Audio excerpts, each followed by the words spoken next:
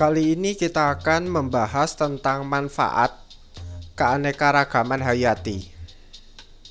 Jadi di sini ada 3 topik yang akan kita bahas, yaitu manfaat dari keanekaragaman hewan, kemudian manfaat dari keanekaragaman tumbuhan, kemudian yang ketiga yaitu manfaat keanekaragaman mikroorganisme.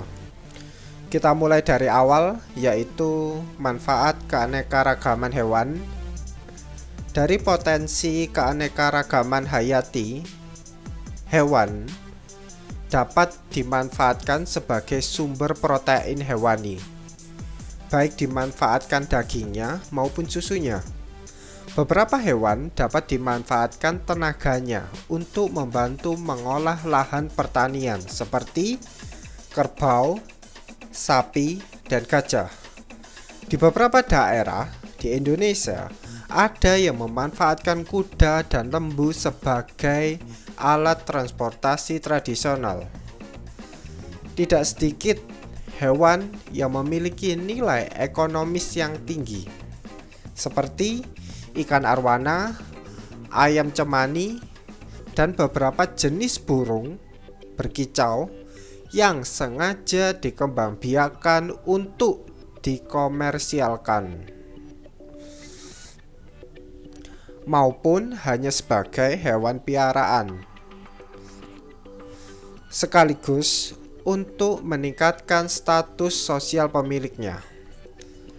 Dalam bidang pertanian, kehadiran serangga dan beberapa jenis burung sangat berarti sebagai polinator atau sebagai musuh alami dari hama. Yang selanjutnya kita akan membahas keanekaragaman tumbuhan. Banyak potensi dari kekayaan keanekaragaman tumbuhan di Indonesia. Sebagian besar penduduk Indonesia mengonsumsi nasi sebagai makanan pokok. Berbagai jenis varietas padi banyak ditanam untuk kepentingan swasembada pangan tanpa meninggalkan jenis umbi-umbian, jagung, sagu, maupun ketela sebagai alternatif bahan makanan pokok non-beras. Pemenuhan kebutuhan protein dan lemak nabati dapat diperoleh dari beberapa jenis kacang-kacangan.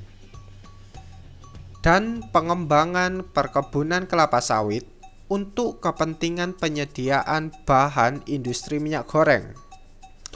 Seiring dengan makin menipisnya deposit minyak bumi, sekarang mulai dirintis sebuah pengembangan tanaman jarak untuk menghasilkan bahan bakar biodiesel sebagai alternatif pengganti bensin dan solar. Beraneka ragam tanaman buah dan sayuran merupakan sumber vitamin dan mineral yang sangat penting bagi kesehatan. Berbagai jenis tanaman obat, terutama dari keluarga Zingiberaceae, akar, dedaunan, maupun biji-bijian sudah banyak dibudidayakan untuk apotek hidup atau untuk keperluan penyediaan bahan baku industri, jamu, dan farmasi. Beberapa jenis tanaman seperti jati, meranti, mahoni, dan beberapa jenis lain merupakan pemasok bahan baku mebel, bahan konstruksi rumah, maupun industri yang berbasis kayu. Jenis-jenis pinus menghasilkan minyak terpentin atau bahan baku kertas, pohon karet, dan damar untuk disadap getahnya. Dan masih banyak potensi yang dapat diambil dari keanekaragaman tumbuhan untuk kesejahteraan manusia. Selanjutnya kita akan membahas tentang manfaat dari keanekaragaman mikroorganisme. Beberapa jenis makanan dan minuman tradisional Indonesia dalam proses pembuatannya melibatkan mikroorganisme. Jamur Saccharomyces sp sangat diperlukan dalam fermentasi minuman beralkohol. Demikian pula jenis Aspergillus sp membantu proses fermentasi tape. Beberapa jenis jamur dan bakteri juga menghasilkan antibiotika. Pembuatan susu asam atau yogurt maupun nata sejenis jelly untuk campuran minuman juga melibatkan bakteri. Dalam rekayasa genetika pun, keterlibatan mikroorganisme tidak dapat diabaikan.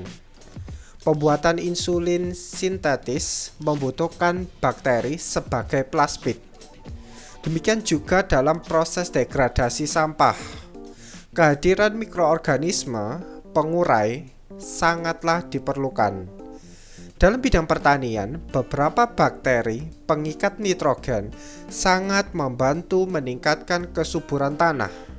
Di bidang industri logam, beberapa jenis bakteri membantu proses pemurnian biji besi.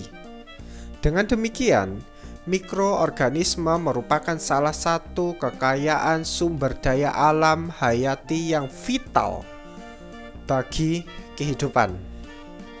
Pada video selanjutnya, saya akan membahas tentang upaya bagaimana caranya melestarikan keanekaragaman hayati.